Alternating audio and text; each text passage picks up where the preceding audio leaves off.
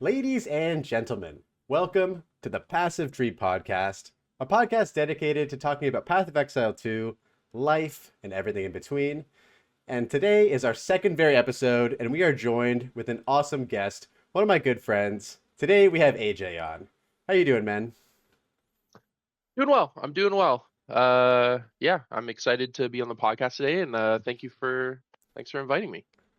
Absolutely, absolutely. So I wanted to just ask you a couple of sort of introductory questions, just to get to know you a little bit better, get to hear your sort of experiences through gaming and through life and stuff like that. So wanted to start off with you know, trying to remember, what was your first experience with video games? Was it like a console as a kid? Was it computer games? Tell me a little bit about that.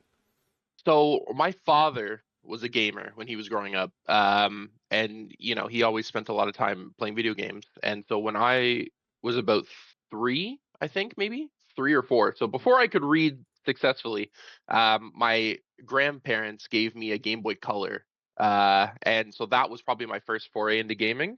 I was playing Pokemon before I knew how to read.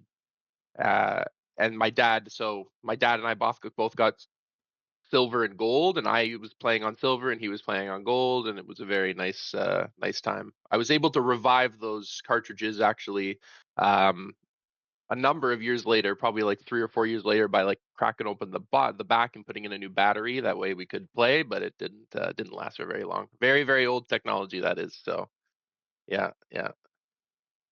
That's super cool. Yeah. So, were you sort of like playing video games with your dad for like a lot of your childhood, or did that start there and then kind of end there, or?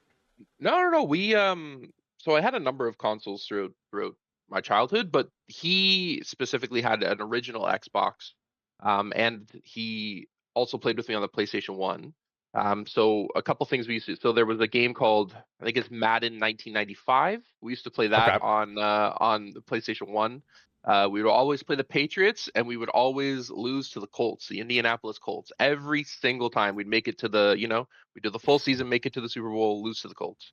And then when I got a little older and when I could, handle a little more mature content, we started playing. It was Ghost Recon Tropic of Thunder, or Island of Thunder, or something like that. One of them, and that was on original Xbox, and that was a lot of fun as well. So I've been gaming with my dad for a long time. Yeah, obviously as you get older, that starts to taper off. But yeah, to when I was a child, that was awesome. It was the best thing ever. Looking forward to games with my dad. I love that. I love that. Is your dad still gaming nowadays? Actually, he's the one who he recently bought a VR headset. He's the one who convinced me to get a VR headset. So I have one in the corner there, and I think he likes to think he's still gaming. He doesn't do it as often as he could, or I'm sure as often as he'd like. He's a very busy guy. But yeah, he tries to. He tries to when he can. He likes his gadgets and his technology, so he always tries to have something fun to do with them. Uh, with Yeah, with a toy or something. He likes his drones and things like that. Right on. Well, I look forward to hearing about the father-son VR chat arc coming soon. There you go. Exactly. Shooting hoops. Yeah, shooting hoops on VR chat. Very wholesome. Very wholesome. Yeah, I had a similar sort of experience in my childhood with my stepdad. He would always be, looking forward to getting the next console for us. So, we played a lot of split screen Halo together. We also had a home computer, and he was the one who actually brought home this box of used video games. Inside that box was like Diablo 2, StarCraft, like all of these like Oh bangers wow. from like back in the Okay, day. yeah. Yeah, so yeah, Those are shout out to the classics. Nice. dads. Yes, Yeah. absolutely. Shout out to the dads for getting their kids hooked on games at a young age. All right, man. So Honestly, yeah. moving forward, you're now not a child anymore. You are a True. you are you are a functioning working adult. How do you find the right balance between sort of gaming and your like other like life and like responsibilities? Oh boy, I gotta tell you, my my balance is all out of whack. I uh, I I can manage to make my and I try my best to match all my responsibilities when it comes to it. Seeing people, spending time with my partner, things like that. Um, But I gotta tell you, sleep takes a huge sacrifice in that equation. I'm always sacrificing sleep for game time. I always find I need that time to myself. I need to be, I need to relax, unwind, unplug a little bit.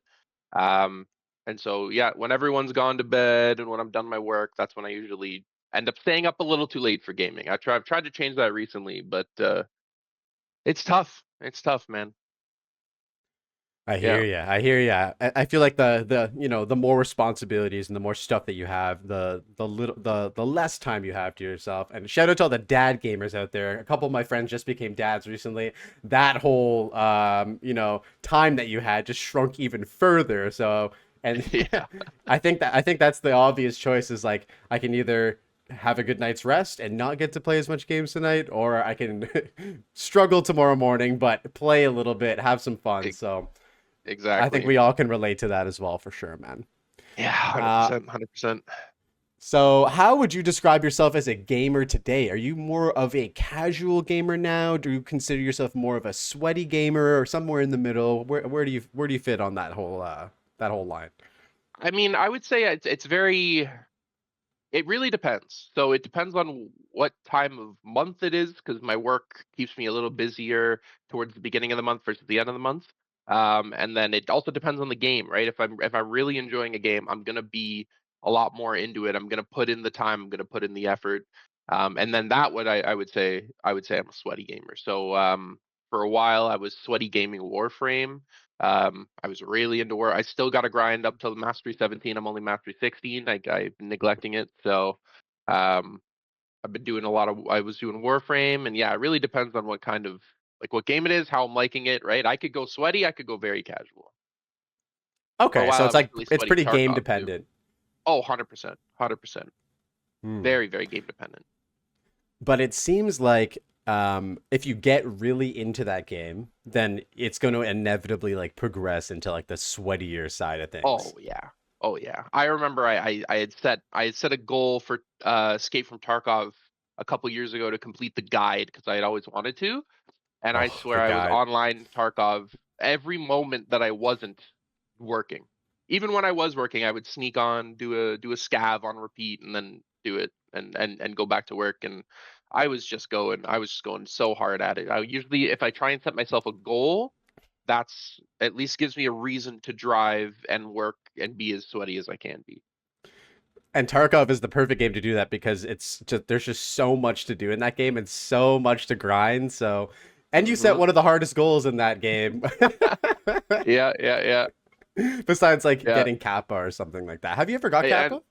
no, no, no, no. The guide is the furthest I made it. I remember doing the guide. I wasn't. It's not like I was running around actually raiding. It was myself and a couple of my friends. I'm sure you were a part of it. I know Jacob was. Um, we'd load into a raid and we just kind of hunker down for 10 minutes and then we'd run to an exit. But we did manage to do it for for the entire every single map at the time. At least this was before Streets and Ground Zero. But yeah, we managed to do it. So that was a big achievement for me. That's amazing, dude. Yeah, I feel like I slightly missed out on the AJ Sweaty Tarkov arc. I mean, I think I got into the game right as you were like basically like on the tail end of that whole like sweaty Yeah. phase. I just remember knowing nothing about the game, doing raids with you, and seeing you load in with like a raid bag and like all these crazy guns, and you just looked so huge on my screen, and I'm just this little Timmy with like blue armor on, just like AJ, Yeah. where do I extract? Oh God, yeah. So it was fun. It was fun. Yeah, I do miss that game a lot. I think that it is like one of my favorite games of all time, hands down. I mean, the amount of enjoyment that I've gotten from it, but I feel like every time I've gone back to it since, falling in love with it, there have just been more and more reasons why I don't want to play it anymore. And it's kind of a mixture of like, I feel like I've done a lot. Like I did end up getting Lightkeeper, which was like a pretty Oh wow, significant nice. achievement. Thank Yeah. you, man. I never got Kappa. I initially wanted to, but then I started playing the game again, and I was like, "There's no way I can like slog through Yes. this again." Yes. It's a grind. Yeah. Yeah, yeah. If it just performed like really really well, I think it would be like one of the best Oh games right yeah. now, 100%. Oh yeah. yeah, the Yeah. performance is always every time I load in. It's brutal, and I don't know how they manage to keep doing it. Yeah. Spaghetti code on Unity, man. That's the way. That's the way. Russian spaghetti code on the Unity engine. Yeah, yeah. Yeah. I've been playing some PvE sometimes. So I game with a friend who's not really that big into to gaming of this type, and he's the one who originally got me into Tarkov. It was very funny. He was like, "Oh, you guys will love this game." We came up with like Trent and I went over to his house, and we played Tarkov on his computer, and it was before Reserve had even come out. So I was running around on Interchange, and he got us into this game. He got us to buy it, and then he like stopped playing games for like a year and a bit. We just never saw him after he got us into it. But now we've forced him to come back at gunpoint, but we were just doing PvE. It's a lot more casual friendly.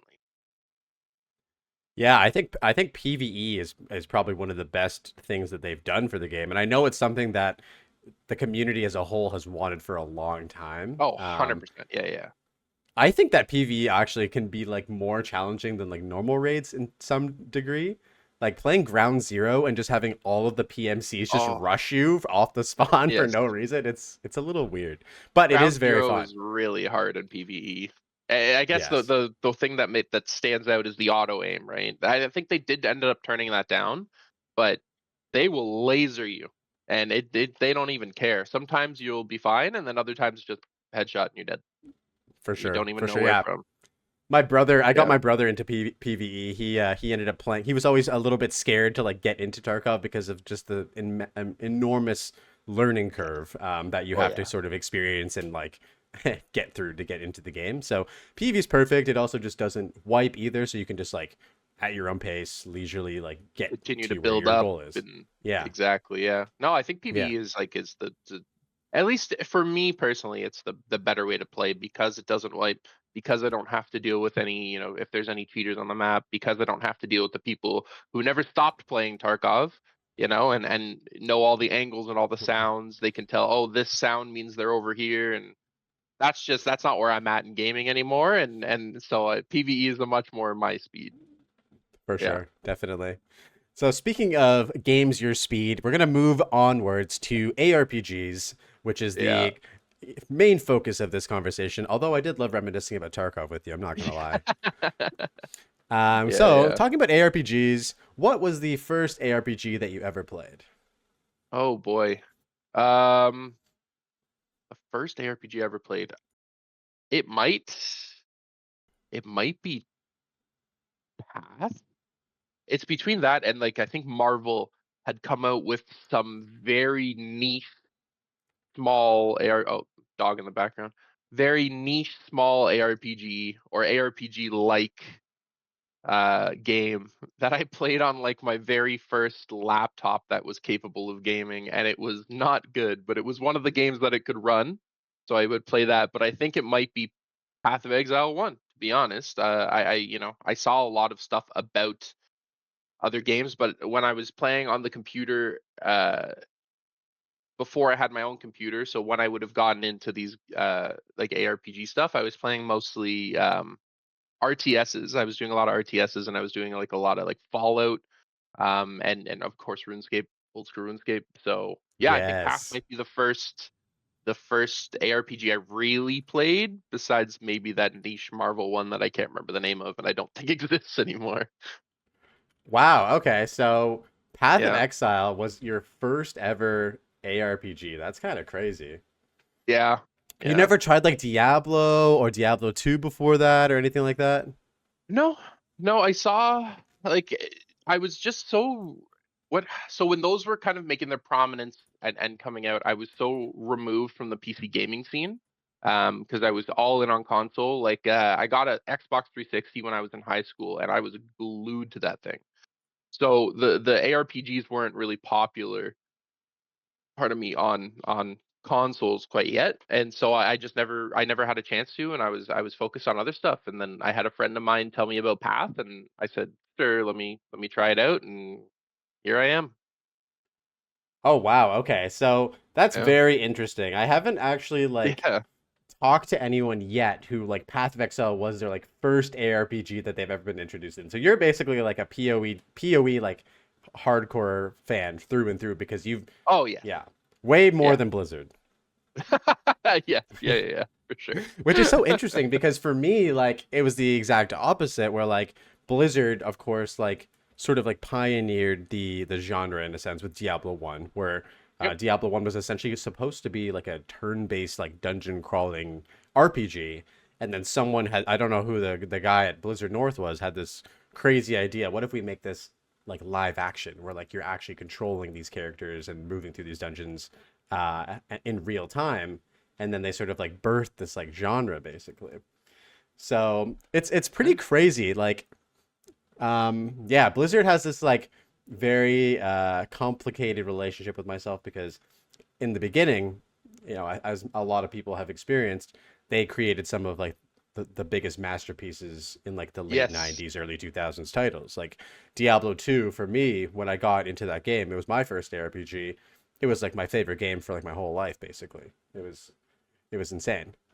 If you Yeah. haven't played it, I would be curious to see what your thoughts would be about Diablo 2. Would you ever go and play that game? Yeah, absolutely. I know Path of Exile 1 was sort of designed with the idea that it would be like a spiritual successor to Path of or to Diablo 2. I know the GGG was very big fan of Diablo 2, and so they ended up making Path kind of in their vision of it.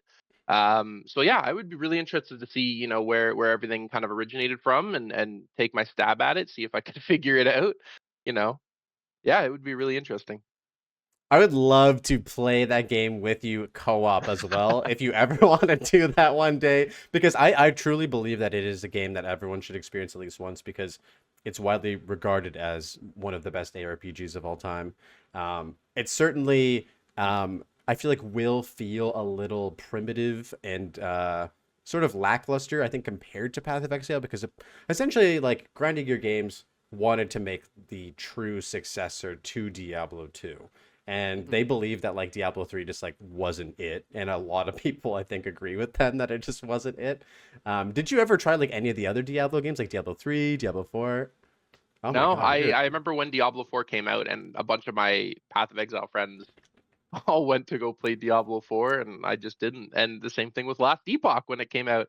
A bunch of them went over to Last Epoch and I just didn't. Every time every time someone, it's not like I'm a Path of Exile purist or anything. It's just I always have other games on the go as well, and it can be tough balancing playing as much Path of Exile as I want or playing as much, Warframe or, whatever I'm into that month. And so usually when the Path League would slow down, maybe, my friends would flock over to Last Epoch or Diablo 4, I would just go play something else with some other friends. I would just go grind Warframe. I'm going to grind League of Legends for some reason. I'm gonna go grind this. I'm playing a new 7 Days to Die. There's always something going on. I've never. It's not like I've really ever been without. So I haven't. I'm always doing things in between Path of Exile leagues, so I've never felt the need to step into anything else. for sure. Yeah, Path of Exile seems like it's the wifey at this point. It's your first ARPG, and then you got all these other sides that are like, they come in and come Exactly. out of the picture, but you're like, I can't leave Path of Exile. Like, I'm not gonna cheat on her with any of these other sinister titles. Yes, Oh, exactly. that's super cool. I didn't realize that you were so like, I want to use the word committed here, I guess, to Path of Exile. I respect it though. I do. And I think that it's hard to, it's like if you're playing one genre of game and you're playing your Hmm. favorite one, it's like why would I go and try something else when I'm already having so much fun playing this game that I've enjoyed for so long? You know what I mean? Yeah, that's also part of it, right? If I do swap to Diablo 4, if I do swap to Last Epoch, I have to sit there and I got to learn how to do everything properly. I got to figure out what missions in the campaign are necessary versus non-necessary. I got to figure out, a good way to level. I got to figure, it's a whole list of things that I've spent years learning in Path of Exile 1 that I'm going to have to relearn. And you know what? I can't always say that I'm interested in relearning something. I'm a little stubborn in that way. Well, I mean, you've already committed so much time into learning so much about Path of Exile 1, which requires an insane amount of knowledge and learning to begin with. So it's like I can Yeah, understand like you already have this like really solid foundation, right, with that game. Why would you just completely reset when you could just yeah. continue to develop? And that's the beautiful thing about Path of Exile, right? Is that you can take from it as much as you want. You can play Mhm. it casually, or you can just like dive super deep into like everything, basically. Yeah. Yeah. Yeah, so how did you did you mention how did you discover Path of Exile? What was like your introductory point to the game? So I had a friend who I worked with. His name's Peter, and he got me into it. So he was very keen on gaming with me. I told him while we were working together that I did game on the PC. And he said, "Oh, if you game on the PC, like you should hop into this Discord with my friends. We play this game called Path of Exile. I think you'd really like it." And it was free, and I wasn't like flushed with cash at the time, so it was a great opportunity for me to just step in and give it a shot. And yeah, I popped in, and I got like my first like two characters. I don't even think I really played that much of it, but I remember walking around. The feeling of it was cool. The way the monsters interacted, it was stuff I haven't really seen in a long time, if ever. So it was, yeah, it was really entertaining for a little bit. I had some difficulty understanding some stuff. Obviously, the passive tree was, makes you step back and go, what the hell am I looking at? But besides that, it was a good time. It was a good time. That sounds great. And so yeah, shout out to Peter, wherever you are, for Yes. getting AJ hooked on this game. Do you remember what year that was Yeah. in? Oh boy.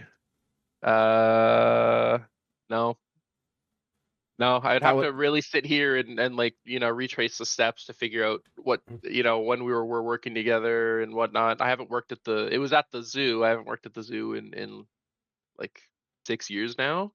So it was probably close to 8 or 9 years ago, I would guess. Hmm.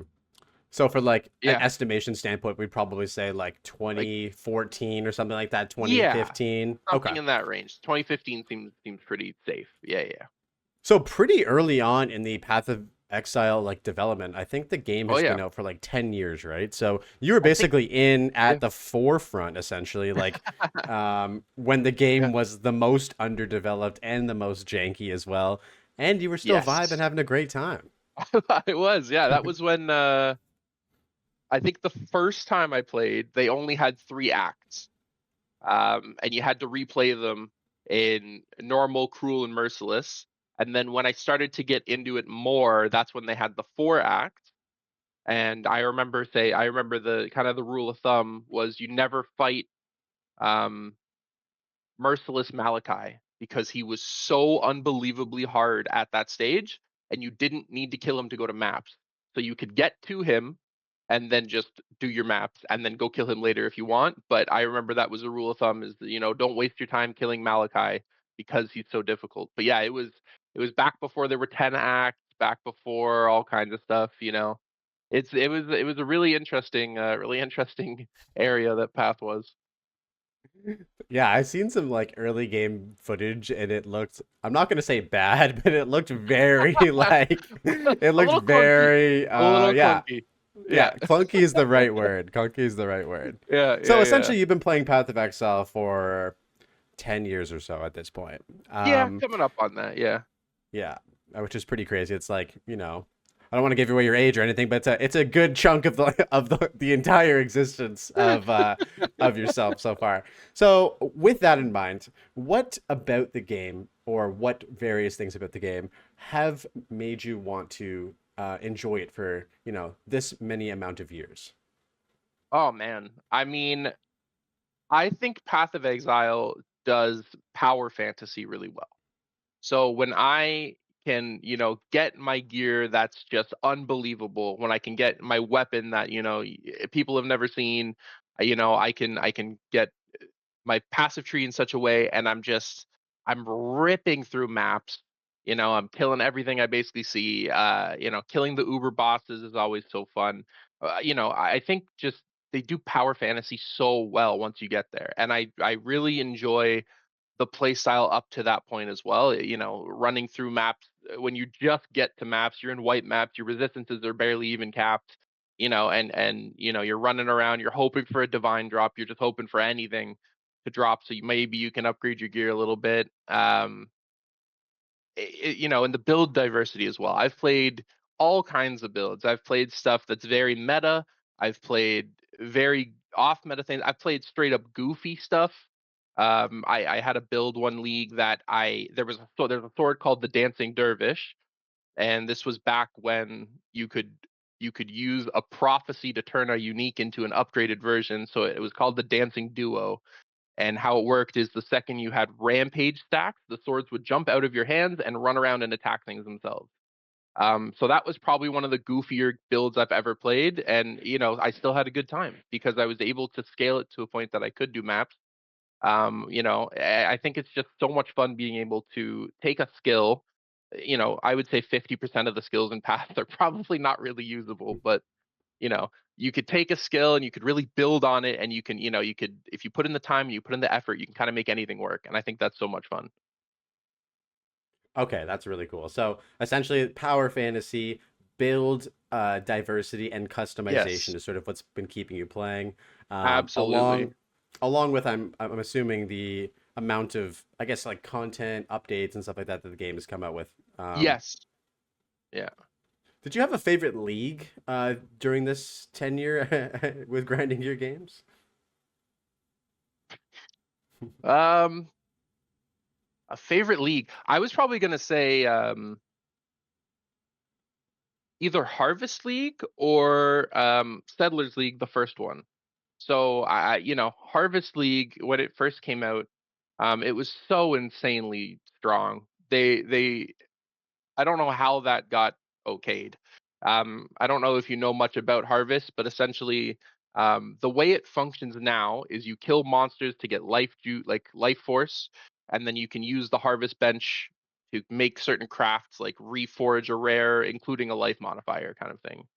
But when it first came out, Harvest was not like that. It was you'd kill monsters, and those monsters would give you a craft, like specific crafts, and you can save specific crafts and things like that. I crafted some of the most insane stuff you've ever seen just because of Harvest. It was just so crazy strong. The crafts Okay. were a little ludicrous. And it was just so much fun. It was so much fun running through the maps and killing the beasts and going, oh wow, I have, you know, an add remove fire. The way it worked is it would remove a mod of, let's say, fire, and then add a fire mod. But what you could do is you could force yourself via the crafting bench to have a fire resistance mod, and then depending on the influence of whatever item, you could, you know, you could add remove fire, and it would take away the crafted mod, which it never should have worked like that, and then slam like curse Hmm. flammability on hit, and it was just, you could make some crazy stuff, man, some absolutely crazy stuff. Okay. That very cool. Very cool. So it introduced Yeah. like Harvest League introduced that really crazy crafting mechanic that just made like insanely powerful items. Yes. Yeah, and that was a lot of fun. That's rad. Yeah, I mean, for me, I don't know anything about Path of Exile 1. I tried to get into it a bunch of times, referred Yeah. to it by 100 different people. They always say it's like the best ARPG or whatever. Yeah. Um, but I think that it require a lot of people will come into my stream or talk about, this stuff in the comments of some of my videos, and they'll say, it's the best ARPG, but you have to suffer through the learning process in order to enjoy it. And I think that learning process, being so complicated and requiring me to basically leave the game and watch a lot of videos about stuff, was always like a preventative layer essentially for me Mhm. getting into it. It was like a barrier to entry that I wasn't willing to um, 100%. commit to, right? Yeah, Um, absolutely. yeah. So I think that Yeah. now with like probably close to 800 hours in PoE 2, I feel like I could probably go back to PoE 1 and understand like way more of like what's going on essentially. Yes. Yeah. Um, but The yeah, it was pageantry like wouldn't be as daunting now, you know? for sure, for sure. That's always the one thing that people always comment on when they're watching you play the game is like, Yeah. whoa, look at that like Oh, look passive at the tree. It's so tree. crazy. Yeah. Yeah, But yeah, I yeah. mean, it's when you understand like where you're starting and how it branches and stuff like that. Like, Right? it's not too bad. It's overwhelming when you look at it visually because it's like that's a lot of nodes on there. But Yeah, yes. yeah, you're not going to be touching like 90% of them. You're kind of just like in a certain Exactly. You've areas. you've got your Yeah, goal, you're working your way towards certain notables, and then that's about it. I'm not if I'm playing Witch, I'm not really seeing the duelist side of the tree. I don't think duelists exist in PoE2, but you get the idea, you have a exactly. certain section you stick to Yeah, usually, unless you're branching out and doing something a little funky. for sure, for sure. Yeah. All right, so describe to me how you initially thought about Path of Exile 2 before you it launched. Were you excited about it? Were you skeptical? Were you somewhere in the middle? How are you feeling about the game? Oh, I was over the moon. Obviously Path of Exile 1 is one of my favorite games of all time, so when they're coming out with Path of Exile 2, that I was just so very excited. I obviously bought a supporter pack, even though I wasn't sure if I had spent enough money to get the key that it give you anyway in Path One. Um, Turns out I had, so I didn't need to buy a supporter pack, but I still did anyway, just because I wanted to guarantee that I was playing Path of Exile 2 when it came out. I actually played Path of Exile 2 on a closed NDA signing playtest. And when I played it, I was like, this is a little slow, but it was really good. And yeah, when I first saw it, I saw like the animations they were doing. Everything looked so clean that it's not like the graphics in Path of Exile 1 are bad by any means, but in Path of Exile 2, they really tweaked it. They polished it in such a way that's so nice to look at. The backgrounds are beautiful, like the animations, they're very smooth, they're very clean. So looking at all of this and mistakenly, before it came out, mistakenly thinking, wow, Path of Exile 1 gameplay with these really fluid, animations and really fluid, beautiful graphics. I'm so excited. It's going to be excellent. I'm going to be blasting it. It's going to be beautiful. And yeah. So my first original thought was mostly like, this looks really great. I'm excited because it was just looking so clean. And yeah, we're all Yeah, that eagerly waiting the druid. for sure, for sure. Yeah, no, Yeah. I think that that perspective totally makes sense. You're essentially like looking at the trailers and all this exciting stuff and being like, wow, that's just like Path of Exile 1, but like way better graphics and way better artwork and way better animations and stuff like that. But I think Exactly. that everybody before getting their hands on it maybe felt like that, and then as they started playing the game, they were like, wait, this is a little different. Yeah. We're Yeah. going for Yeah. something different here. They're going for something different. Yeah. Exactly. Exactly. Yeah, so how did you feel about the game when you like first got your hands on it essentially? You can talk about the closed beta test more if you want to, or Yeah. you can talk about when the Yeah. game launched a bit more. So the closed beta test, they only gave us Act One and Act Two. Um, I honestly thought I I liked Path of Exile to the first act. Like I played a lot of the first act. It was so good. Um, One thing that Path of Exile 1 has lacking for it, I would say, compared to 2, is the boss fights. The boss fights in 1 are for some of the bosses, at least in the campaign, they're just glorified rares, in my Hmm. opinion.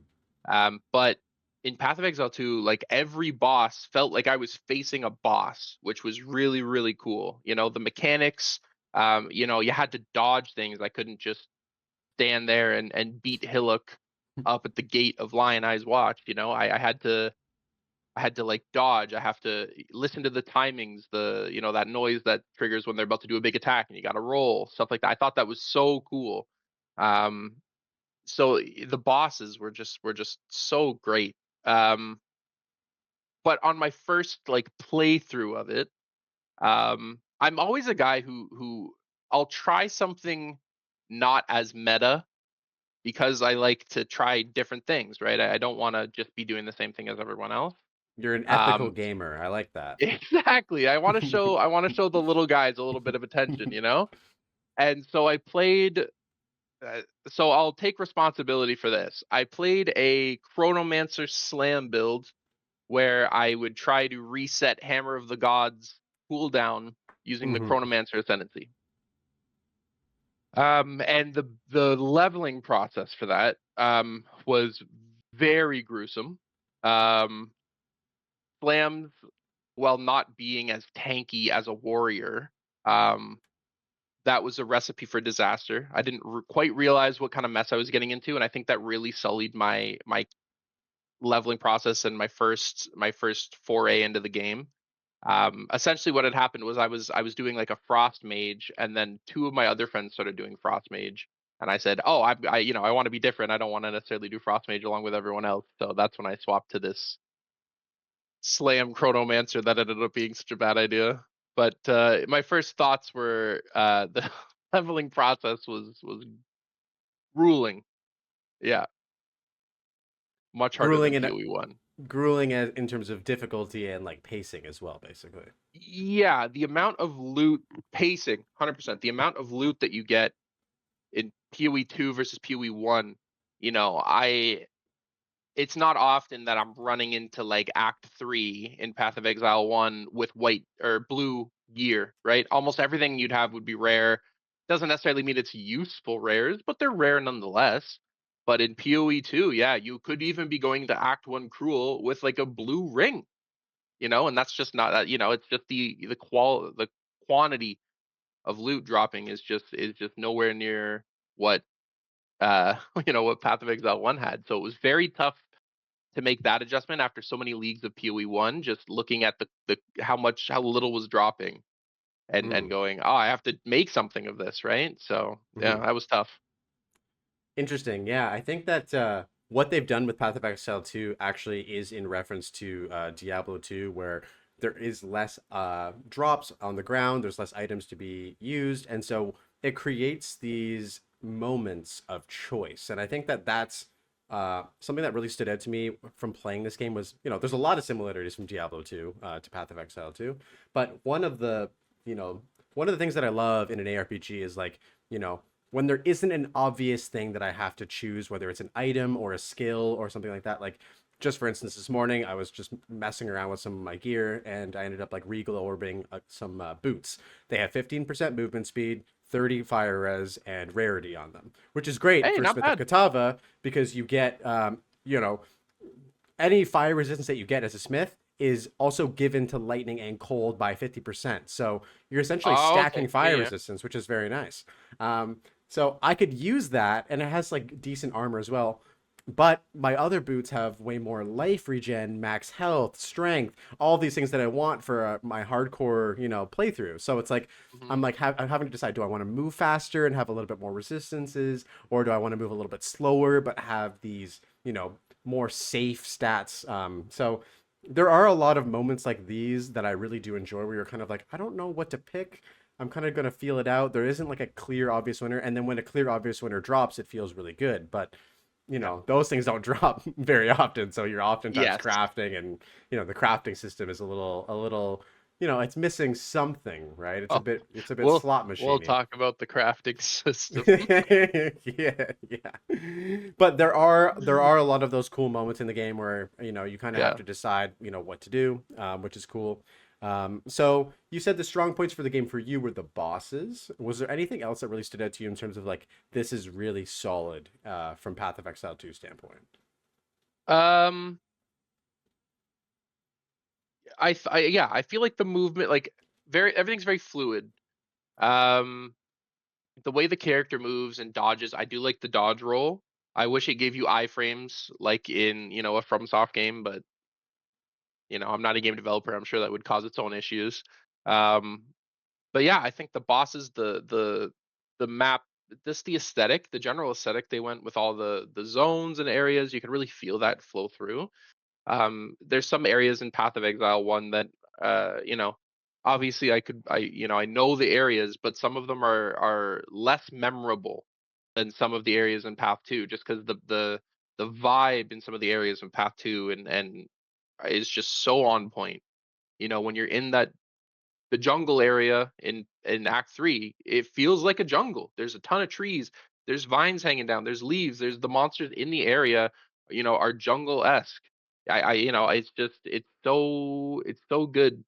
I really enjoy walking through those areas, independent of whatever else you have to do. But looking at the scenery and stuff like that, I think they really, really nailed it. So yeah. I totally agree. I totally agree.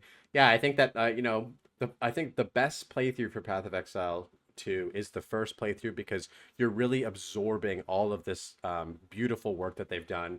You know, the really no the environments just feel different. Like every zone you're in just Yeah. progressively feels like you go from the Grellwood to the Grim Tangle Mushroom Zone to the cemetery. Hmm. All of these things have their own vibe going on. All the monsters fit within that vibe as well. And then the music is just there to like further help you like get immersed. I think Hmm. they've done an absolutely bang up job with that for sure. So let's get into some of the bad stuff about the game. So once the great the greatness of the visuals and the fluidity of Yeah. movement and the bosses, Once a once we've pack of experienced five that. white monsters runs at you. Yeah. Yeah. Okay, so how many hours would you say you played Path of Exile 2 for so far? Oh God, not long. Yeah. I would say a good estimate's probably like 200, maybe 250. So like what a normal game would be a decent amount. Um, but yeah, as far as Path of Exile games go, like that's nothing. I barely scratched the surface. But I've played the campaign. I'm on my This is my third time playing through the campaign. I've done an end game with two different characters. Um, or at least progressed it somewhat into endgame with two different characters. Yeah. So I've played, yeah, I would say about 250 hours.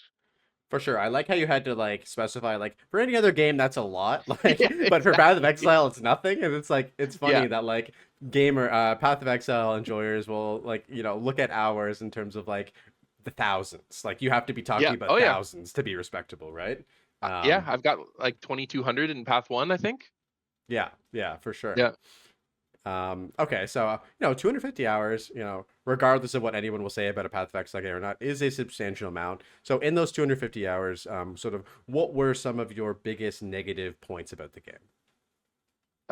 Obviously, everyone has said it before. I'm gonna reiterate it. Um, I think there's uh, the leveling. The campaign is, the story's really good. We were talking about the visuals. The visuals are beautiful, but my God, is it a slog? I thought the first time I played through it in point one, it was a slog, and now it's just even more of a slog.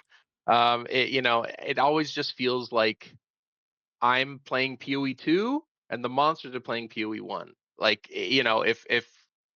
if I had any power from PoE 1, the things wouldn't be a problem.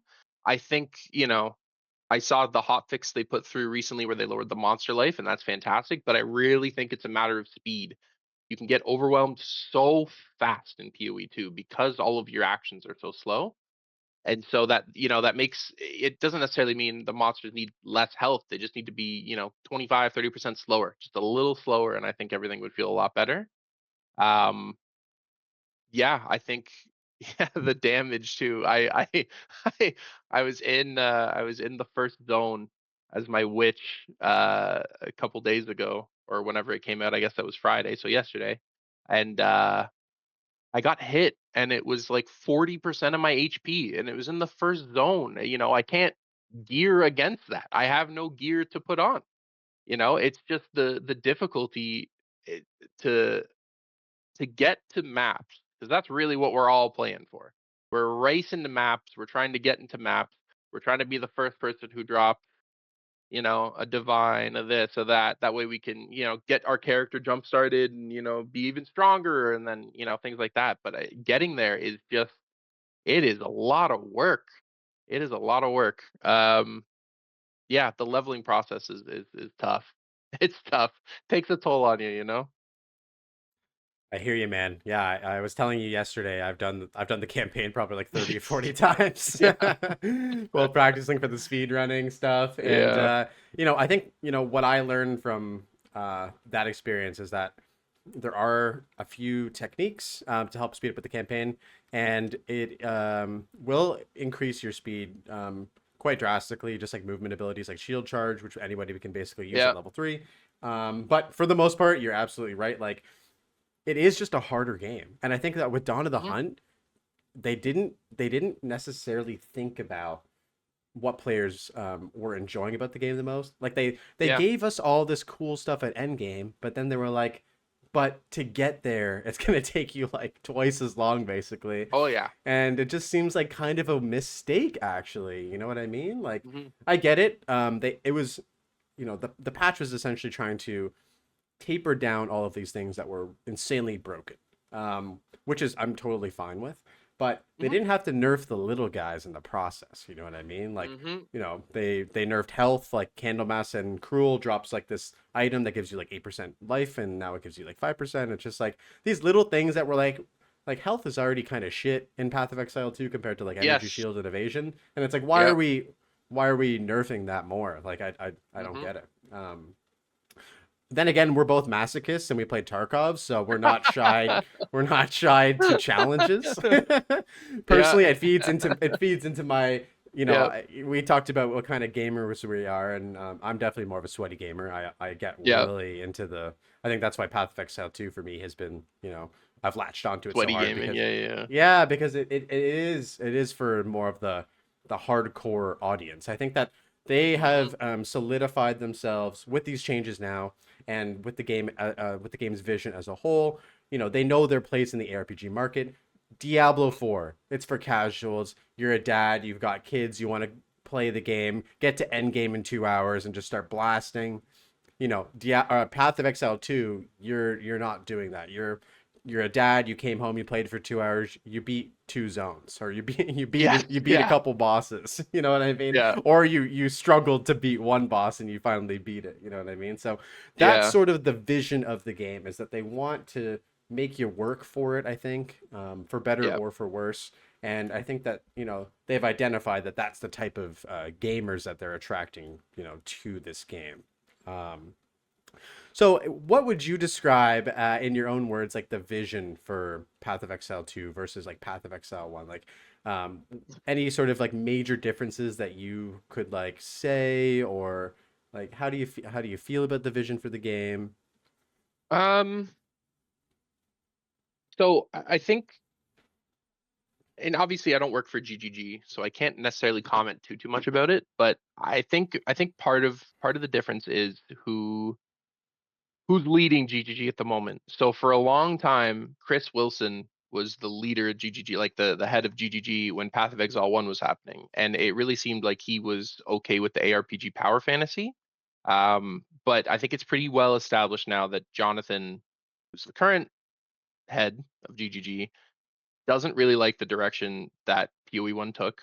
I don't think he enjoys the fact that you can, on just regular gear, if you play fast enough, you could get to maps in 4 hours, 3 hours, something like that. He probably doesn't enjoy the fact that you could blitz through a map and just, nuke everything, clear the whole thing in about, 45 seconds if you've built your character that way. I think they want to move away from that and a lot more, what's the word I'm looking for? A lot more serious and purposeful moves. So, they want to, if they're moving towards this combat where you're going to be using um, combos, and I was watching a video of Mathil explaining his combo, and it was like a 6 or 7 step process.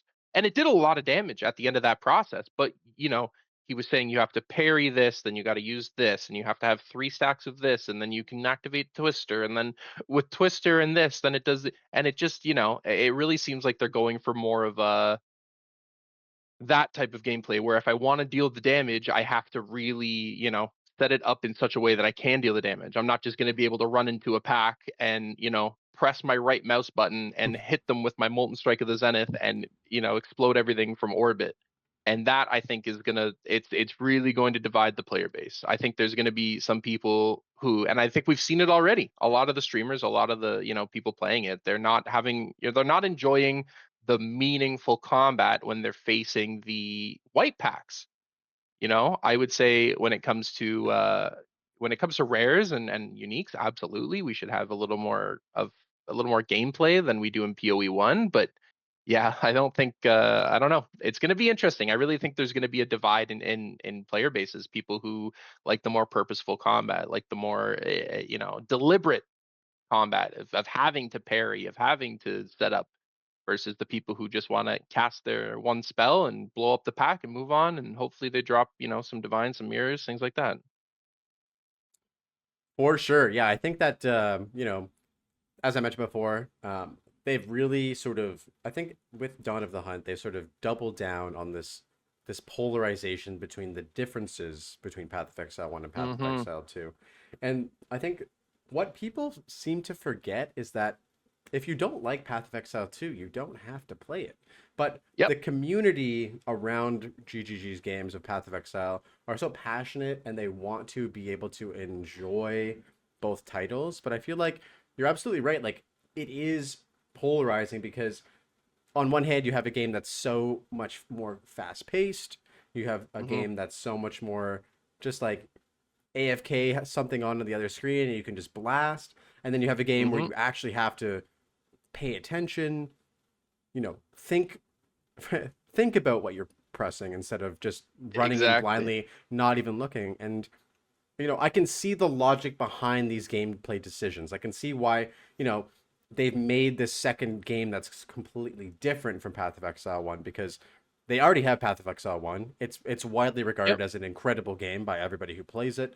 And so while they have that already, you can go anytime you want, you can go play it.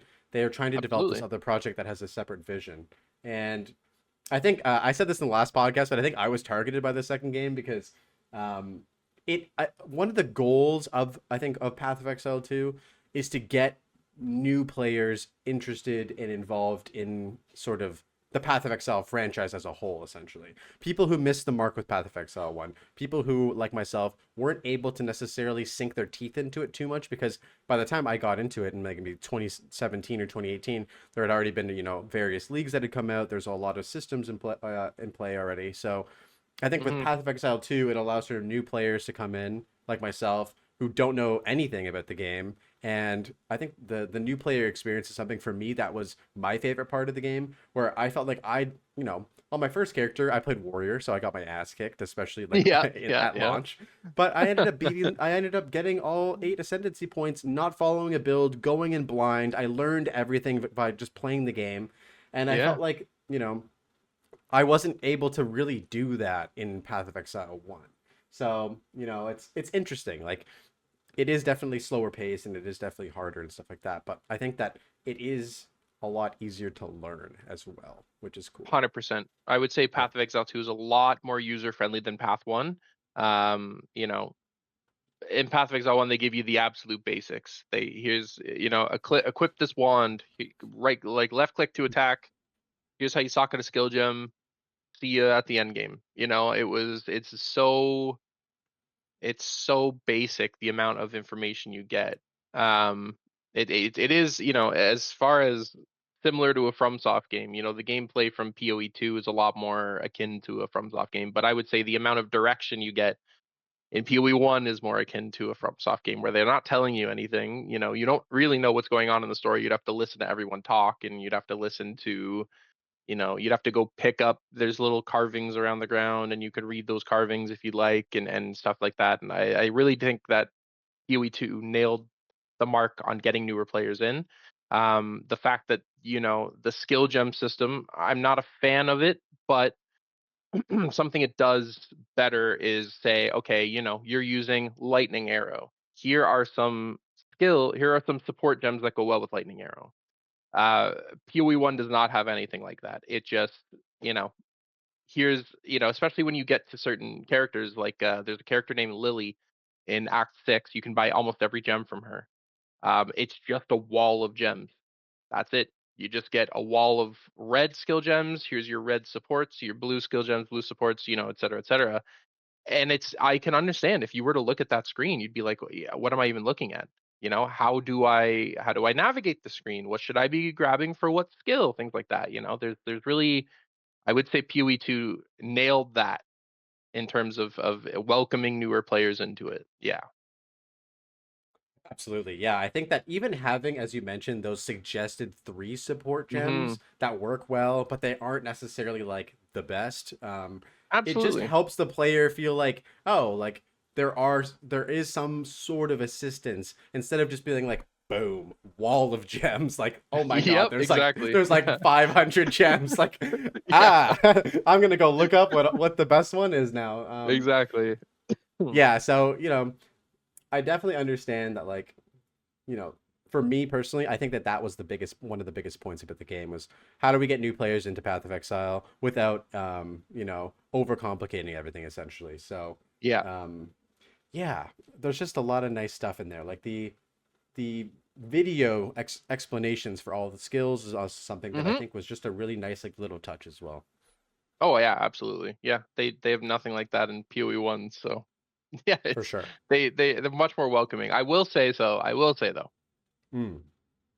PoE one it's a lot easier to try new things than PoE two. PoE two I've learned is not very experimental friendly. Like the way the gem system works.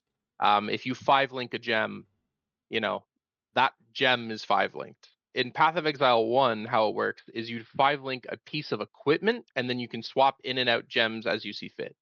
If I was playing Lightning Arrow, but now I wanted to do Tornado Shot, or if I'm playing Lightning Arrow and I want to swap to something else entirely, I can just make sure the colors in my chess piece or whatever are the right colors and I can play that. Path of Exile 1, if you use the Greater Jeweler's Orb, or I can't remember if that's the name of it, I'm pretty sure, Yeah. on the lightning arrow, your lightning arrow is five linked. That's it. You can't, you're gonna have to find another one to five link it. And I think that is a little detrimental to the new player experience because if I'm that's actually we could touch on this now. So I'm trying to play minions in my current play. And how minions work in Path of Exile 1 is you see the body, you summon the body, oh, I want to change this one. I'm going to summon this one instead. Oh, I see this guy. I'm going to summon this guy instead. They changed it in Path of Exile 2, so that the minion is bound to the gem. Hmm. So I can have one specter per gem, which basically means I'm going to need a bunch of specter gems to A bunch get of a spirit bunch of gems. different Yeah. kinds of specters. And Hmm. like, I looked at that and I was like, this is crazy. The first one I because I didn't know how it worked really. I thought it would work similar to Path of Exile 1. So I revived those guys in the cemetery, the ones with the big tree trunk that's slammed down because they do like a lot of damage and have pretty good clear.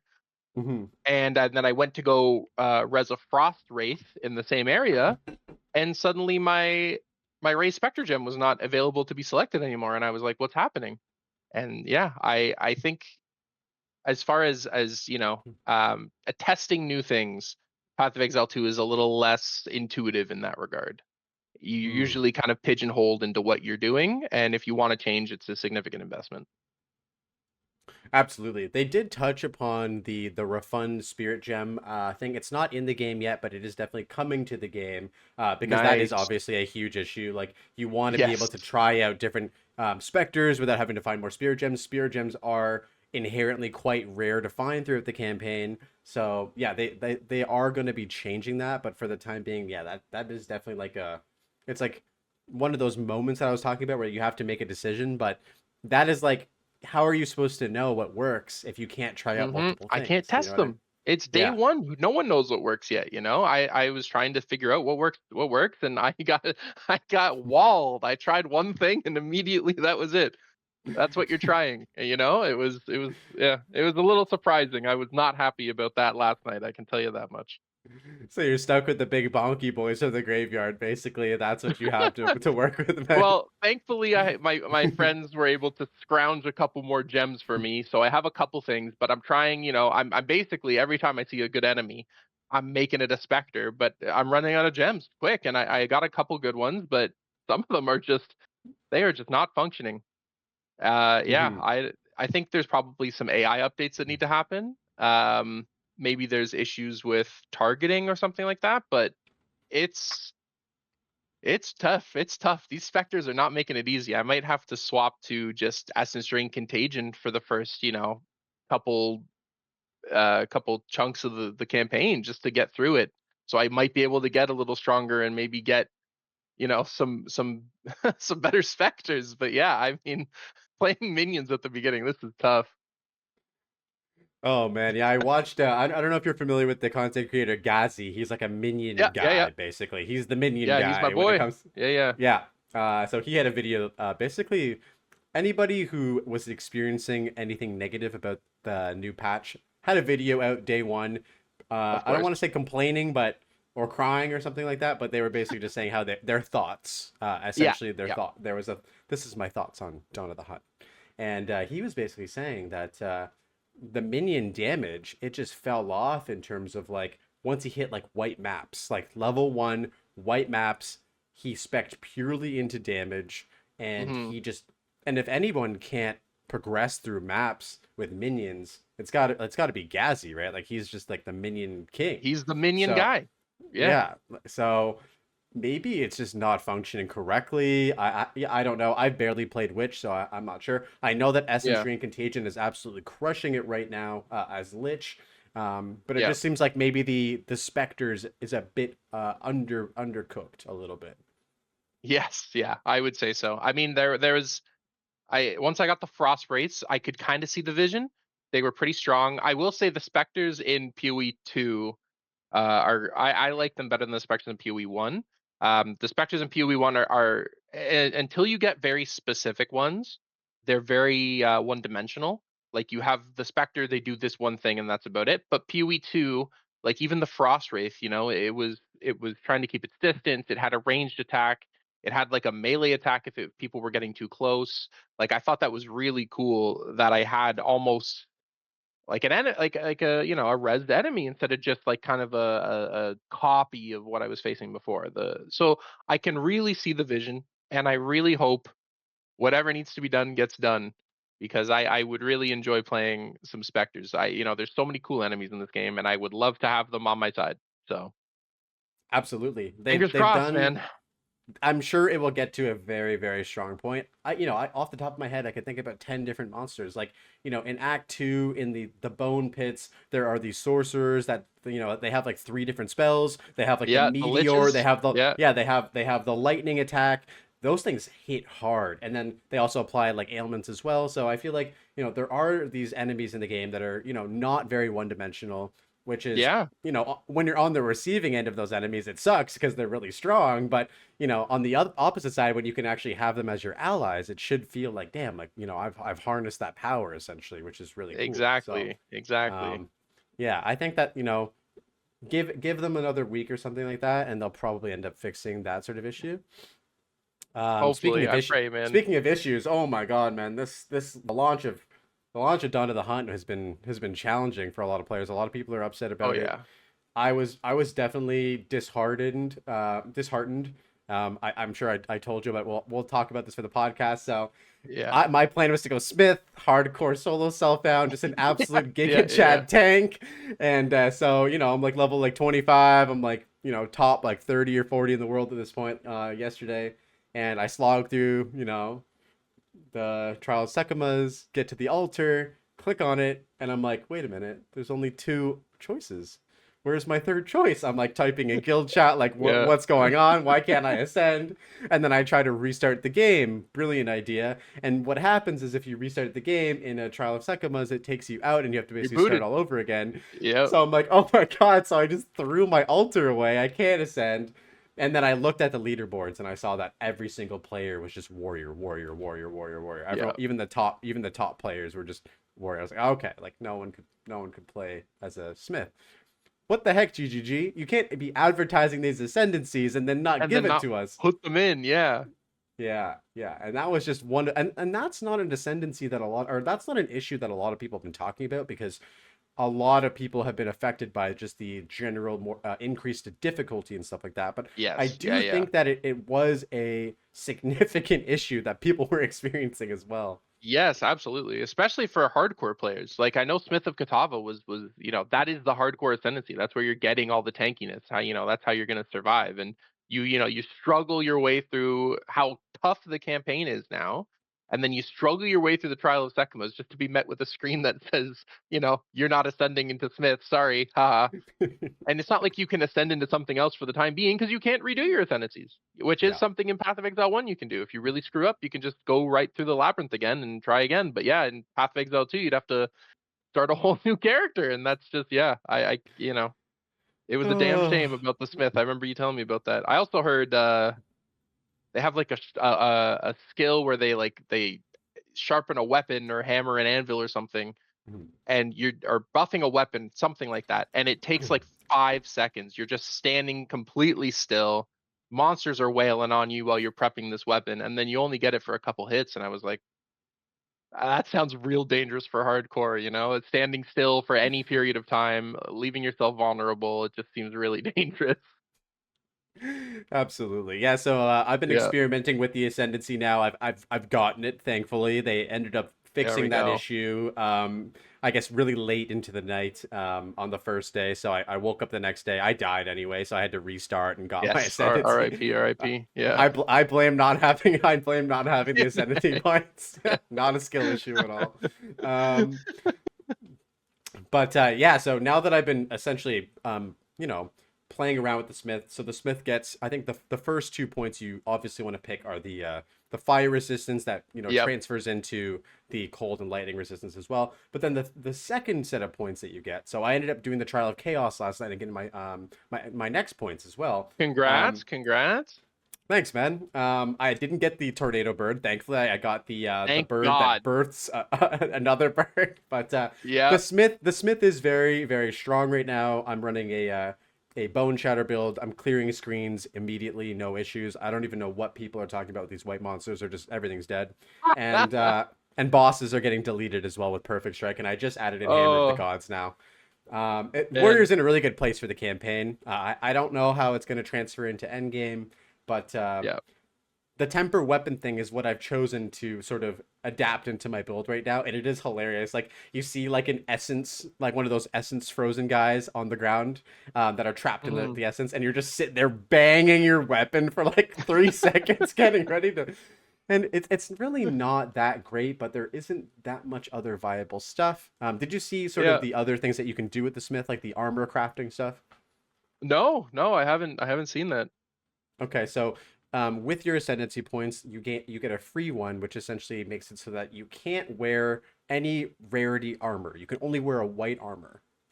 This can have sockets and Interesting. quality and stuff like that as well. Yeah. And probably you can probably val it as well, and if it rolls with it implicit, that's great. Mhm. But with your ascendancy points, you can now select from this row of about 10 or so modifiers that you can add to your armor. So you're crafting your armor through your ascendancy. Oh, that's really cool.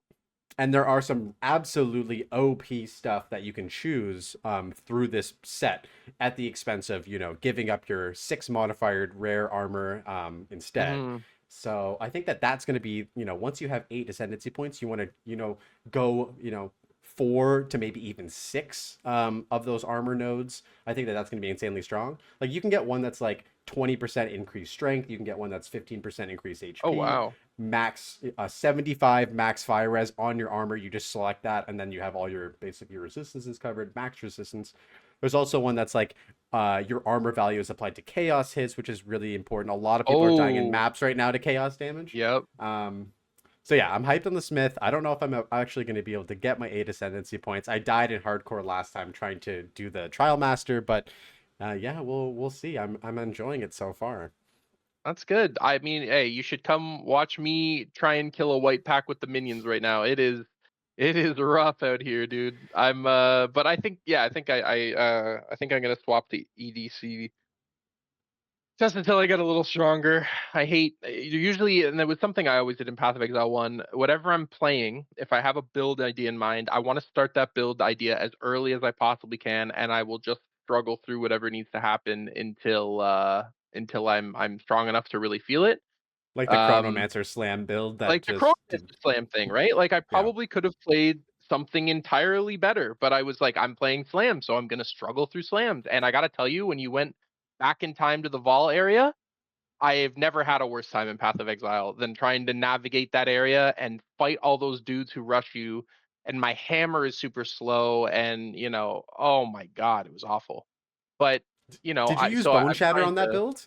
Yeah, yeah, yeah. It was You did. basically it was Bone Shatter, it was Sunder, and then Hammer of the Gods.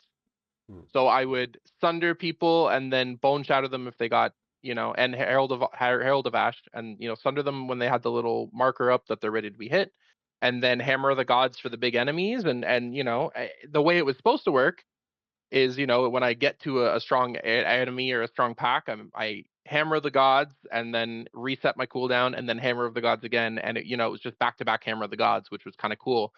And theoretically and in practice, technically it did work, but the I didn't have a main attack that I was happy with. Thunder was just way too slow and just didn't pack Oh, enough punch for how long the windup was.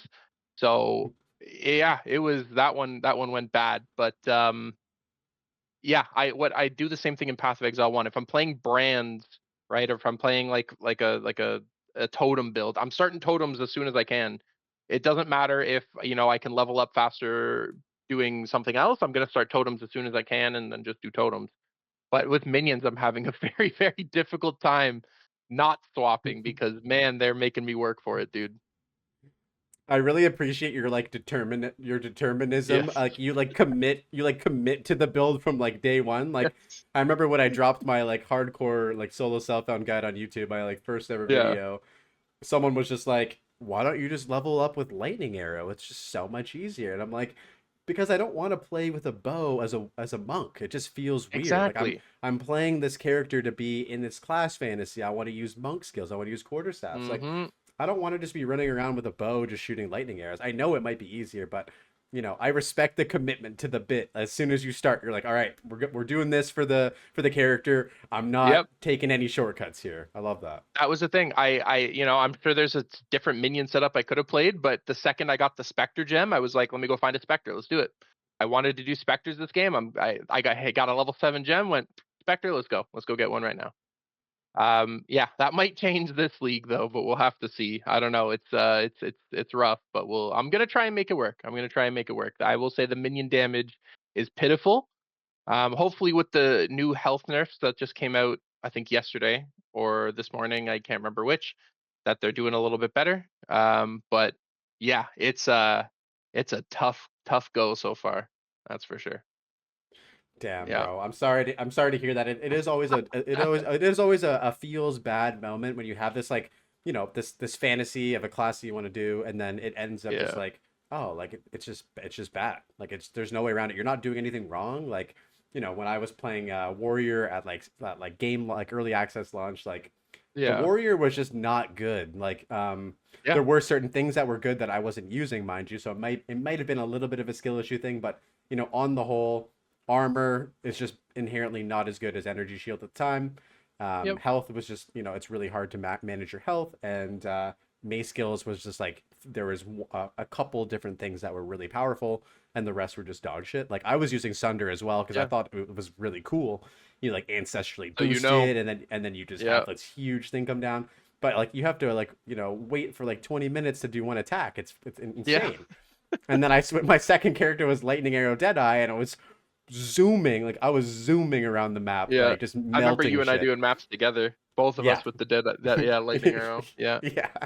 We both were Yeah. like, fuck this, I'm out. Yeah, I'm not doing that slow shit anymore. I'm zooming around and shooting people with arrows. Yeah. For sure, for sure.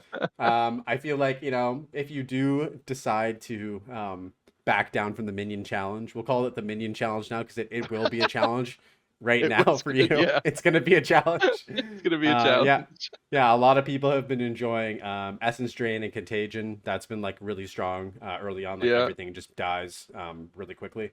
Um, Contagion was actually like super strong last patch too. It was like meta for speed running. You'd basically just pick it up and then chuck in Contagion on, and then you kill one monster, and then the entire like mob just Yeah. dies essentially from it. So it is very, very strong. All right, so moving on. So we're at like an hour and 15 minutes. I just wanted to check in with you. How you feeling? How you doing? Yeah. Good so far. Good Good. so Yeah. far? All right, cool. Maybe we'll go for like another 15 minutes or so. I know you said you had like plans, and I don't want to take up too much of your time. But I want to Sure. say Yeah, thank you so much for absolutely. coming on. It's been great just chatting with you about Path of Exile. This Yes. is awesome. Yeah. Yeah, I didn't realize that you were just like such a diehard like PO1 fan. Like I knew you I'm were. huge PoE1 fan, yeah. Yeah, I didn't know that you had never played any like ARPG before that. It was like this is like your like bread and butter essentially, which Yeah, is super it's cool. like the high school sweetheart of ARPGs, you know? Yeah, and then you married her, and now you have Yeah, like 10 exactly. kids. You live on a farm, you know. Exactly. All right, so I wanted to talk. We talked a bit about Down to the Hunt. It's a bit scuffed right now. We don't have to get too much more into that. And Yeah. it's only been out for a couple days. One of the things that I wanted to talk to you about actually was your experience with last with the early access launch 0.1 patch. You ended up writing out a a list of reasons why you didn't like the game, or why you stopped playing the game. I remember, like, I would log on, and when you're playing Path of Exile, you're playing the Yeah. game. You're on a Yes, lot. you're locked in. Yeah, yeah, So when I checked my friends list, I was like, oh, like AJ's not on. Like, what's going on here?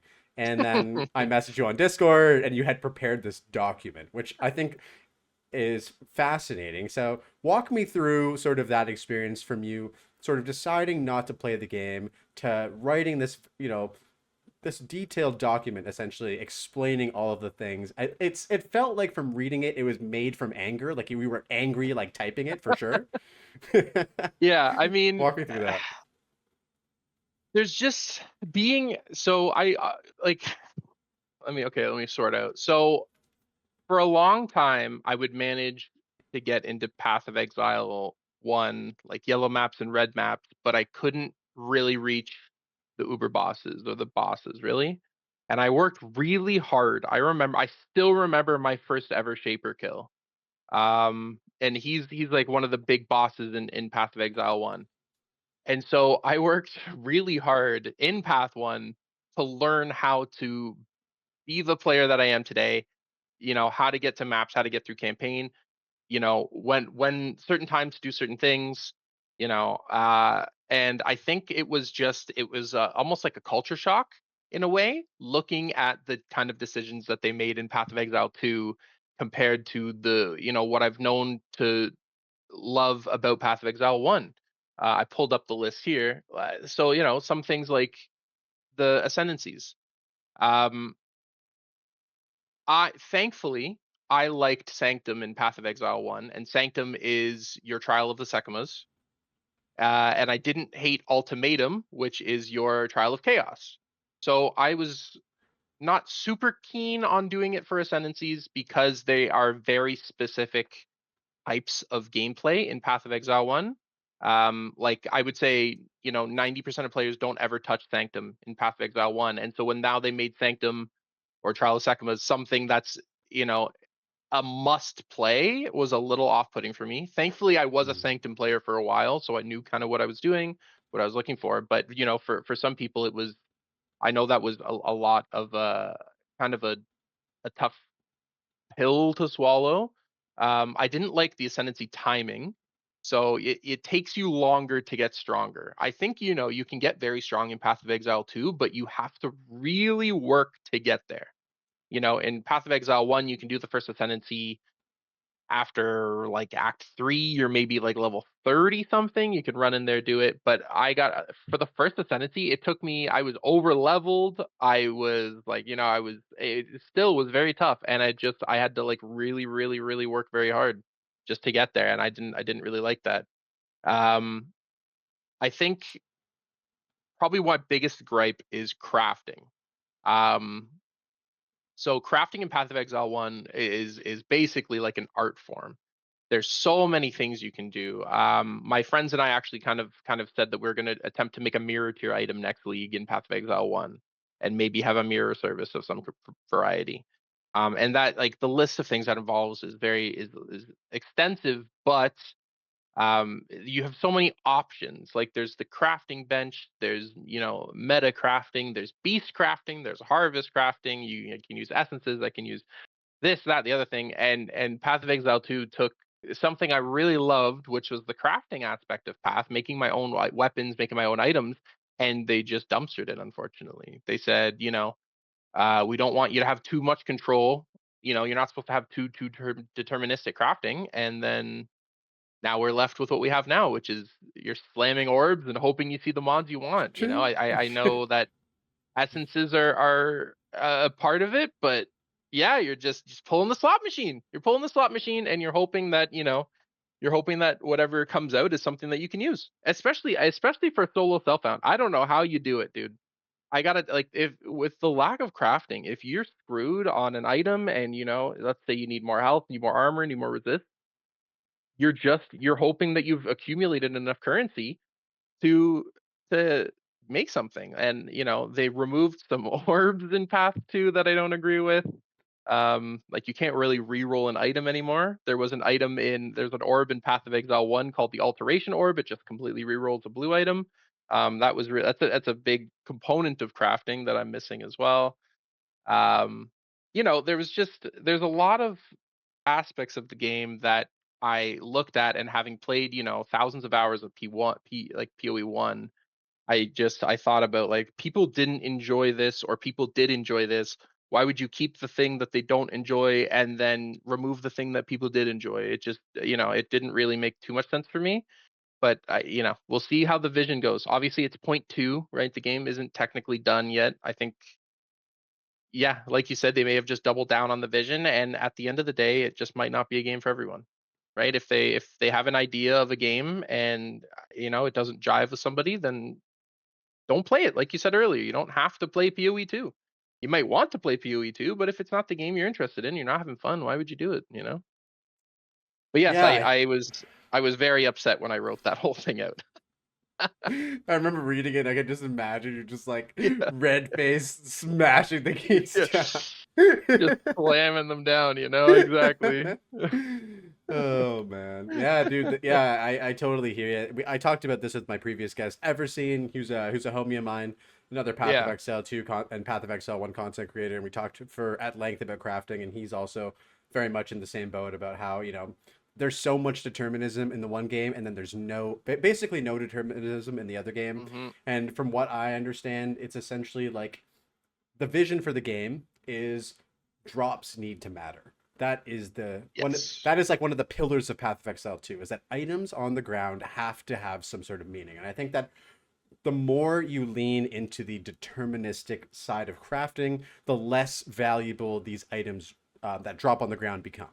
And so I think that they're trying to find a balance right now. I think that they've, with Dawn of the Hunt, they've added a few new things like the fracturing orb, where you can like, have you seen that stuff Mhm. yet? Where Yeah, yeah. yeah, They have fracturing fracturing orbs in orbs. PoE 1 as well. Yeah, yeah. Yeah, they've upgraded, the amount of types of runes that you can get with different and new Mhm. unique runes, more essences, and the way that Jonathan has essentially described crafting in Path of Exile 2 is Path of Exile 2's crafting bench is sockets. So sockets are essentially going to be the way that you tailor the item to some degree. I can see you're Yeah. shaking your head basically there right now. Yeah. And so that's essentially what they want to go for with Path of Exile 2 in terms of crafting. Do I think it's there Yeah. right now? Absolutely not. But I think that with Dawn of the Hunt, we are seeing sort of more stuff that we can do. And I haven't even touched recombination yet. But Ah, with those things, yeah. I don't know if it's going to be enough. I don't think that it is enough currently, but I can see what they're trying to do with it, and they're trying to slowly introduce new things. I mean, 0.1 was essentially like the foundation, right? It was like, Mhm. here's a slot machine, keep cranking it until you get something good. But now we've Mhm. added like extra lines in the slot machine and extra things you can select. Do you think that it'll ever get to a point where like it's balanced enough that like players will have some sort of cadence over their item crafting, or do you think that it's always going to be sort of this gamba gamba fest, if you will? I mean, I think that they're gonna add in a little more deterministic aspects to it, but for a long time, GGG has wanted to make items on the ground worth picking up and IDing. So years ago, they actually instituted that there was going to be less rare item drops, but the rares were going to be of higher quality, and that was in PoE 1. And I still filter out every single rare on a map usually. Unless it's like one of the higher tier bases, then of course I'll pick it up and if I'll see what it looks like kind of thing. But you know, uh, towards the end game, I'm getting like 2,000 rare drops a map. Like it's just so much, and I think they really want to move away from that, where I'm just getting greens of loot so much that I have to just filter it all.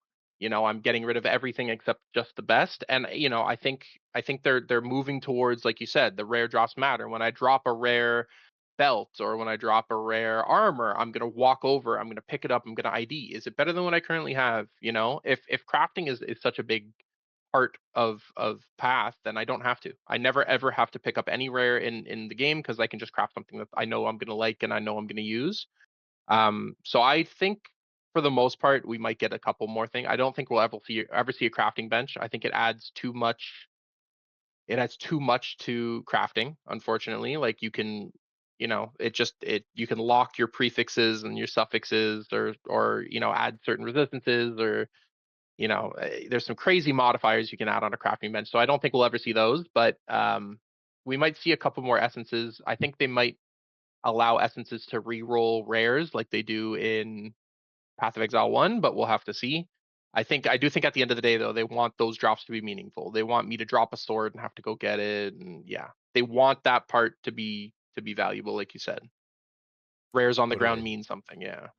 Totally. Yeah. I mean, for me, especially playing on like solo self-found, when you see like a rare item on the ground, that's actually like the base that you need, or a ring, or like a weapon or something like that. Like that is like a really feels good moment, because oftentimes if it's a higher level item, it's probably going to be, if it if the slot machine rolls the right modifiers, it's probably going to be really good, Yeah, yeah. or it's going to be something that you can like build upon, essentially. You know what I mean? So I think that I understand why it's this way, and I understand that like they're again trying to differentiate this title from their previous game. They already have a game that has, as you so poetically put it, an art form of crafting, a crafting Yes. that you can do so much in, right? So it's Yeah.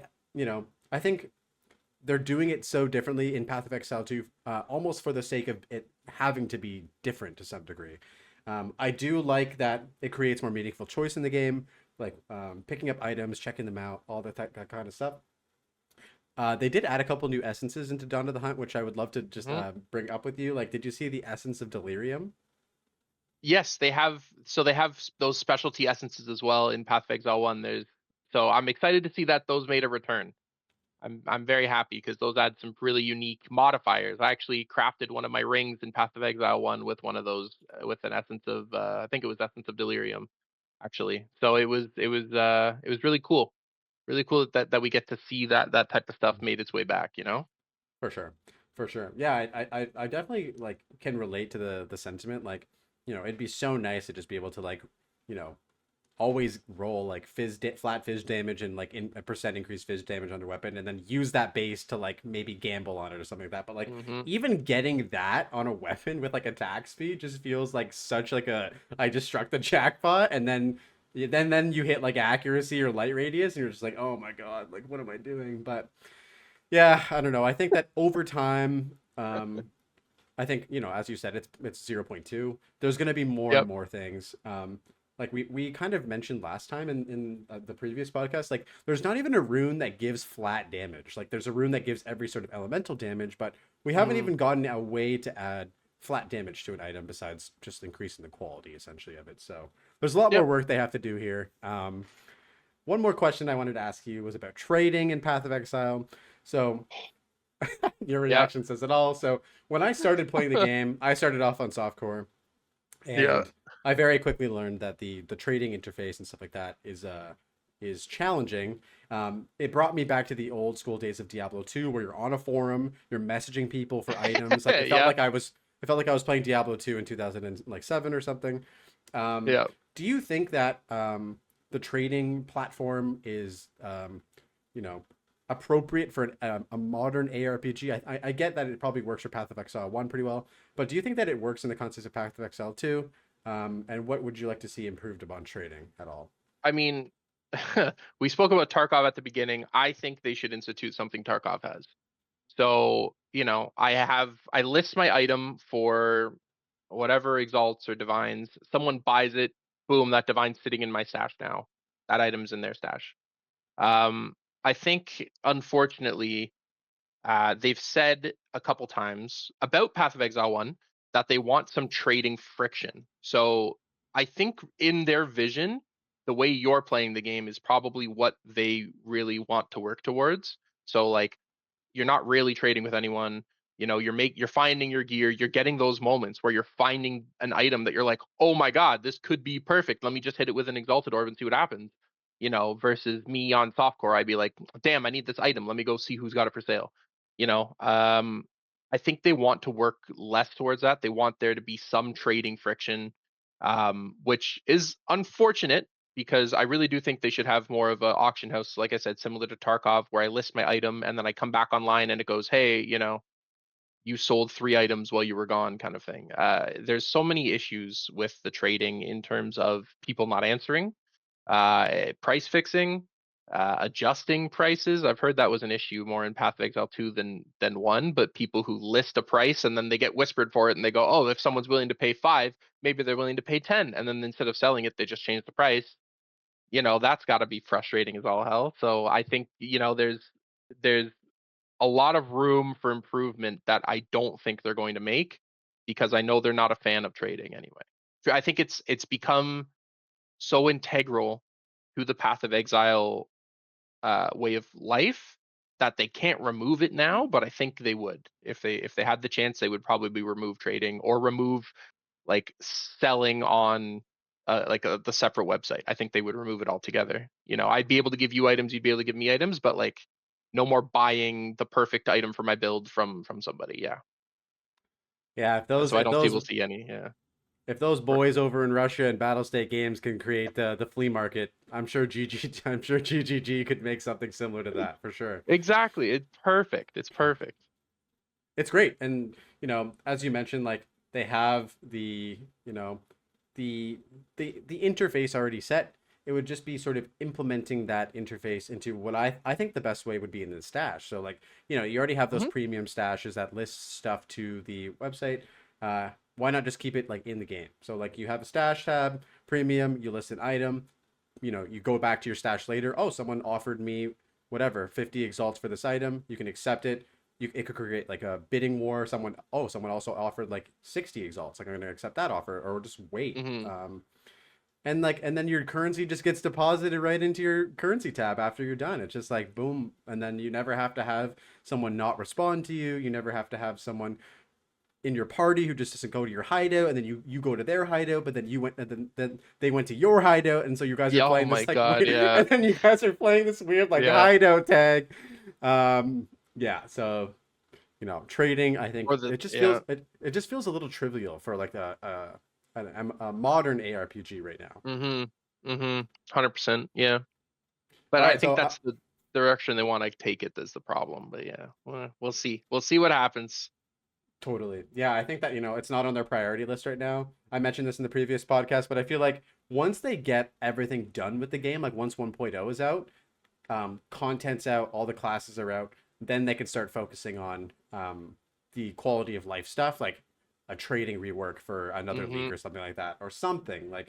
But right now they have way more higher priorities, like making the game Yes. fun and also Yes. adding more Exactly. content. Making the game fun. Yeah.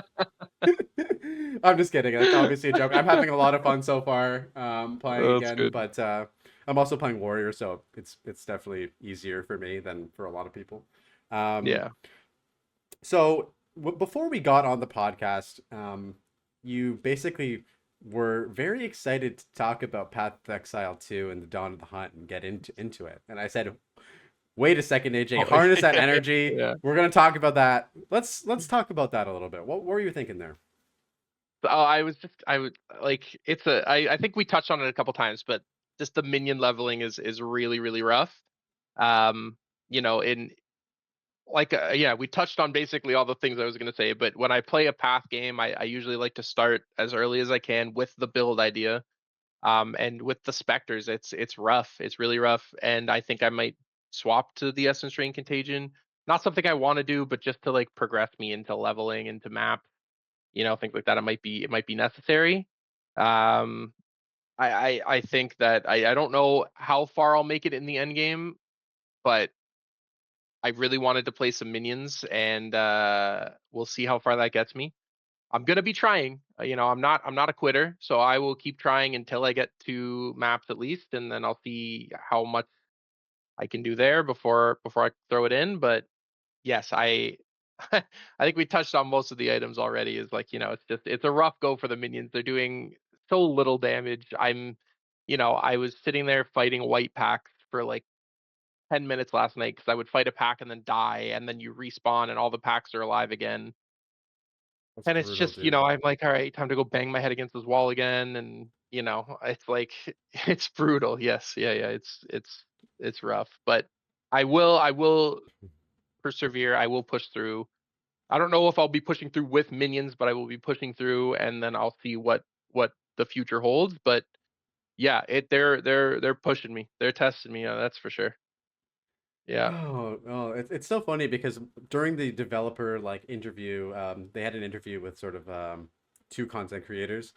They were Yep. asking questions from the community, and Mark, the other game director, he Mhm. thought that he thought that specters there was going to be something broken and overly strong about specters because it's just impossible to test all the various combinations with the specter, different monsters and the skill gems and all the things you can run.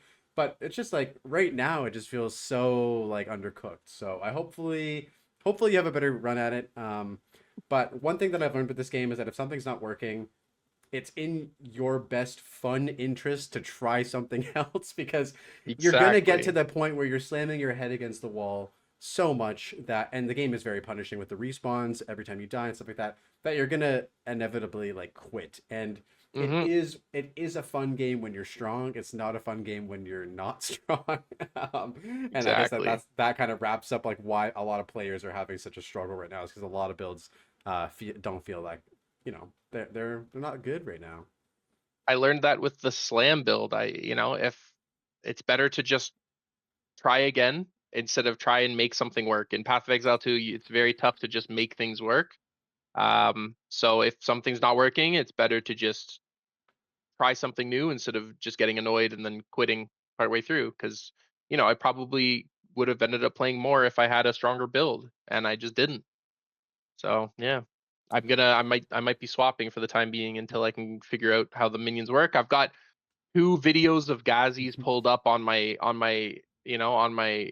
browser, ready to be watched. All about Lich Specters, which ones to choose, how he's leveling, this, that. I have his PoE2 Summoner community spreadsheet up. I'm all in. I'm gonna make this work. It's just I need to figure Uh, out how. I love your Yeah. determinism. I Yes. would feel so skeptical just like knowing that Ghazi has like struggled with I minions. Like know. I if know. anyone's struggling with minions and Ghazi's the one struggling, like that is something to worry about. You know what I mean? Yeah, it's Like not this it's guy not knows. spelling not Yeah. feeling make me feel too Hmm. confident, but I Yeah. will make it work. If Even if I just get to tier 1 map, I'll at least say I got to tier 1 maps, but I'm not quitting in the campaign, I'll tell you that. Okay, I will so finish the you're campaign. the guide of you're the guide quest of this game is basically just getting to maps Get basically. get to maps. Get to Getting to maps map. with Yeah. minions, yes. Okay. Okay. Yeah. Damn, dude. All right, man. Well, did you have any sort of other things you wanted to talk about? We're basically at an hour and 40 minutes. I think we're pretty much talked about a lot of stuff. We talked about PoE 1 a lot. Thank you Yeah. so much for sort of educating me on that game more. I'm, trying to absorb as much as I can about that game because Yeah. I'm such a PoE 2 Andy, and I love the game, but I definitely I definitely want to go. It's like what you said at the beginning, like when you have an ARPG that you really like, it's hard to go out and branch out to other things because you already have this thing that you've committed so much time and investment into to learn about, right? Exactly. So PoE 1 scares me. I know it's not as bad as everyone says now, especially with, Yeah. knowing a lot, but yeah, did you have anything else you Now that wanted to you have this mention? foundation in PoE 2, PoE 1 would be a breeze for you. We'll see. Um, We'll but see. but besides that, no, I think we covered most of the things. I think I'm excited to see what the Lich is like, and excited to see what kind of specters people are choosing, and you know, we'll see how it goes. I'll obviously keep you in the loop about about what my playthrough turns into, and For yeah, sure. I'm excited to see how far you get. Hardcore solo self found. I'm excited to see how far you get. It's gonna be an exciting time. Yeah, hopefully gonna try and get to maps today if I don't die. So Nice. that would be nice. I don't really have a goal. I guess the goal for hardcore SSF is just like get to the highest level you can. Yeah. So my highest last season was level 92. So if I can get to level Holy shit. 92, that'll be good. Last season I was playing Gemling, which is attribute stacker, which is like insanely strong. Yep. I'm sorry you didn't get to try that because it was just like so much fun. Yeah. But yeah, I would say like one of my suggestions would be like, I know you're such a determined gamer when it comes to your builds, but I think that, once you complete this goal, or if you don't complete this goal, look at what's strong right now and try it out and see how it feels. Like right now, I Yeah. was watching a video about Huntress and the whirlwind slash with the tornadoes and the tamed beast combo, and you can like basically just melt bosses like instantly. Like it looks, I don't know if they nerfed it yet, but it looks absolutely broken. So I think that move into if I play softcore, I'll probably try the Huntress out and just experiment and stuff like that. It looks crazy, dude. It looks crazy. Yeah. Yeah. Yeah. Yeah. All right, man. Well, thank you so much for taking the time to come on the podcast today. It's been an absolute blast chatting with you as always. I hope you have a wonderful day, and I will see you guys in the next one. Bye. Thanks for having me. It was a pleasure. Yeah. Have a great day, Bo. Take care. Yeah. You too. All right, everybody, that wraps it up for this episode of the Passive Tree Podcast. I had an absolute blast chatting with my good homie AJ and just talking about everything Path of Exile. If you enjoyed the video, I'd appreciate a like and subscribe for more PoE2 content. I have a bunch more episodes of the podcast lined up with some really great guests, so keep your eyes peeled for that. And until next time, happy blasting, and I'll see you in the next one. Peace.